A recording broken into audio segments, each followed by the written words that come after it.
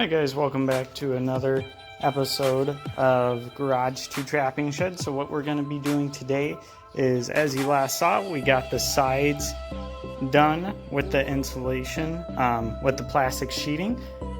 Just here in summer, I can tell that actually really helps. Actually keeps it pretty cool in here compared to what it was previously. So what we're going to be doing now is we're going to be trying to get the top done. So we're going to be putting insulation there all the way to here, all the way across, so we have a nice big area that can be heated / cooled during right now, just because the concrete will radiate off some coolness during the summer, so that'll kind of help keep it a little bit cooler in here, so I'm not completely dying every time I come in here. And then lastly, we're going to be putting basically a partition of plastic here, just like the walls, in order to seal off this 8-foot section or so that we're not going to be using. So yeah, let's get to it.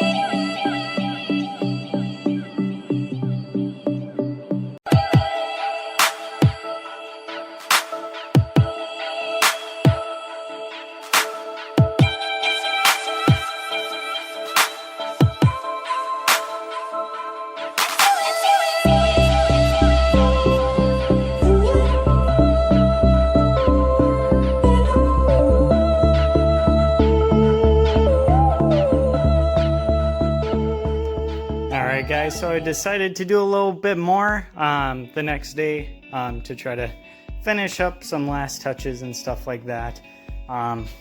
This is probably as much as I'm going to get done until it gets a little closer to winter time, as this last section that we're going to be putting on here is going to be right here, which will then just drop down and hang down, which the boat's in the way right now, and that should only take probably like 20 minutes or so, since you just have to staple it to this beam.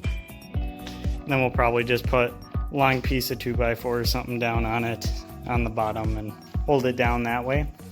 So as you saw, we got the whole top done, including this section right here. So we had an electrical problem with this bulb right here. Not sure if you saw that. So I had to go in there, reattach a couple of the wires to make sure that they're good. Moved the cable around and it was just fine after that. So we got that all sorted out. So we got this third line all the way down. We got most of it taped up here. Whatever's not taped, I'm probably just going to leave, as we're probably going to want a little insulation in here, or room for air movement and stuff for it to get out. I was still using this shelf, so I left a little cubby there. So I can still access that, but most of it's covered up. I could probably put a little nail up there so I can attach the insulation from there over there, and then I can always take it down afterwards. So we got this taped up here, and then you also saw me go ahead today and get this finished up here, so I was able to get that section done. That should be a good bit of insulation there, since it has about 4 inches between that beam and the outside wall. So some good air insulation. Air is always the best to have.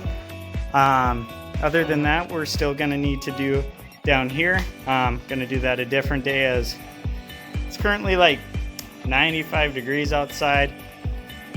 Kind of dying here, so we're probably going to end it on this note. So we're going to try to finish up this section here.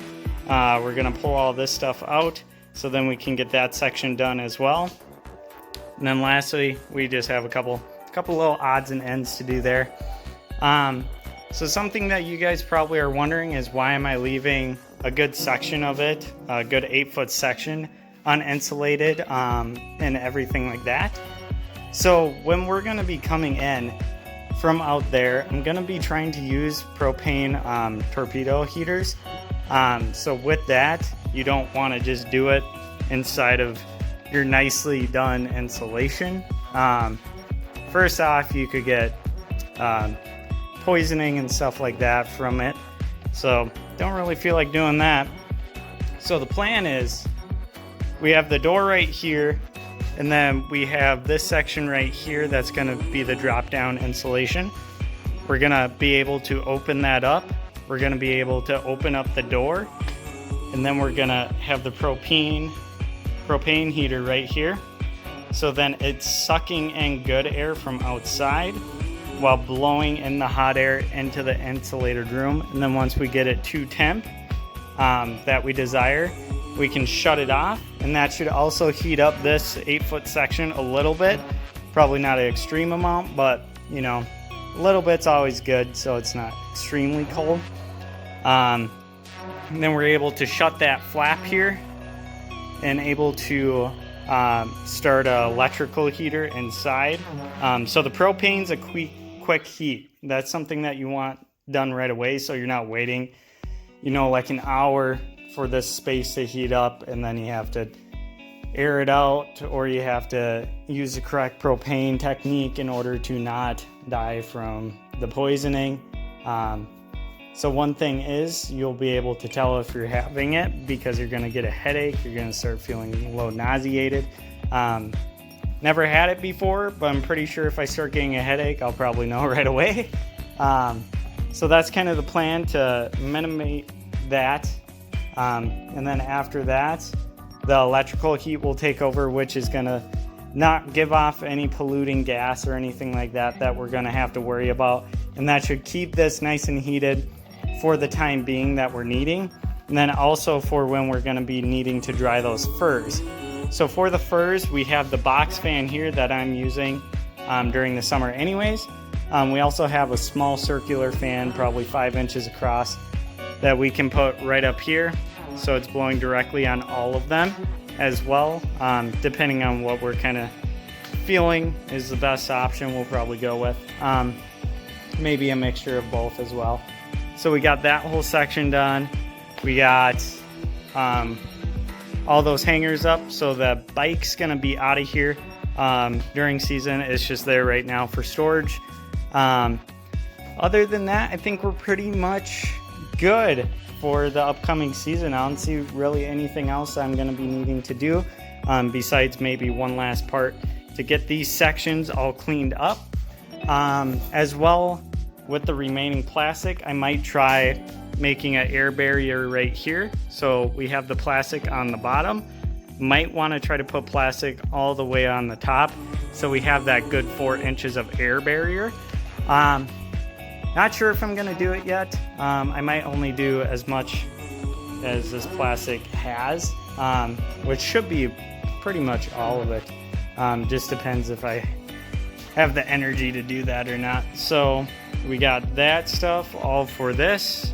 That's all extra that we'll be using for this, since it's kind of cut up from that, and also doing this small 2-foot section up there.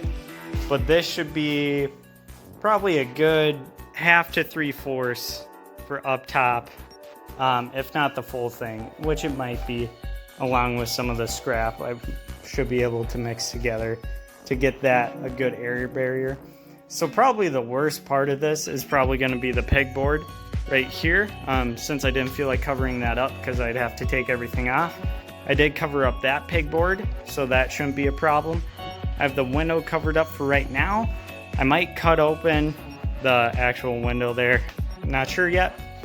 Yeah, so pretty much once we get that done, the only air leakage should be right here for the pegboard. And then this is probably going to be the next main leak, is the 1 layer proof plastic sheeting that we're going to be putting up on this side to separate it from over here. But the top should be pretty well covered since there's so much stuff up top. That'll basically act like a second layer of insulation, creating that good air bubble in between. But like on this side, there's not much stuff up there, so I might move as much as I can to one side and then just completely cover the other side so I don't have to completely take out everything. And still, that should all really do a good air barrier up there. Yeah, other than that, I think we're pretty much all set. If you guys have any thoughts or any questions, feel free to leave them in the comments below. I love getting different ideas for helping to improve this area. Yeah, and if you'd like to see more, don't forget to like and subscribe.